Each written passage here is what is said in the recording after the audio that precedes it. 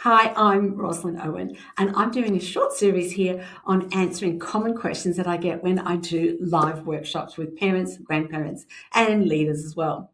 The question that I got was from a grandma. How does she cope with her 5-year-old's big emotions? Wow.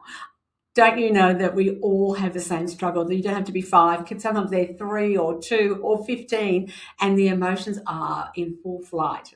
And sometimes it feels like it's coming at us and that it's personal, but it's not. Now, I do go into further detail in a course that I've done for the preschool playbook on emotion coaching children and talking about how this is related to brain development for your kids. But because this was just a live session and I only get a little few moments just to actually talk to this subject, and I will here as well, 2 things that I would say I start with. One is making sure we are calm, because young children learn to regulate, or if you like, calm down, by copying us. So we don't have to just tell them to calm down. We just comfort them in their moments of frustration, if they want the comfort, and stay with them and just help them regulate. That could be by breathing, it could be by distraction, or just giving it time as well. And in the course, I go into giving a little bit more detail about that. So if we stay calm and we stay cool, calm and regulated, young children will learn to do that because of the cues they get from us. If we tend to sort of arc up and get frustrated, or if you're a retreater, it tends to really exasperate the situation. So try not to do that. I know it's hard. The second thing that I'll go, if you can start to name and actually identify emotions, that's so helpful for kids. And so what we're trying to do is give them some language for their feelings.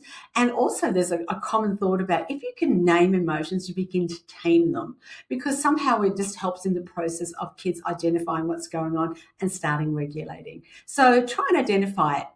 Third thing I would just say as a little PS in here is, you can have a moment to acknowledge children's feelings, but you don't always have to change the agenda.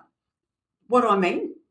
Well, it might be bath time or time to get in the car or time to turn off the TV and stop TV shows. And they might get upset. And it's okay to acknowledge it and go, I know it's hard. I know it's so sad.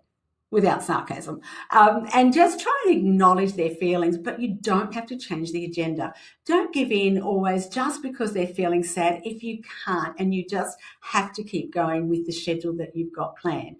And sometimes that is really, one, it's necessary for the kids just to stay on track. And secondly, it's not always possible for us to keep changing the agenda just because of their feelings. So we can acknowledge their feelings, but we don't have to always change the agenda. Check out more on this subject of how you emotionally coach children in the preschool playbook at everyparent.co. See you next time. And if it's helpful, send this along to a friend or subscribe so you get the next one.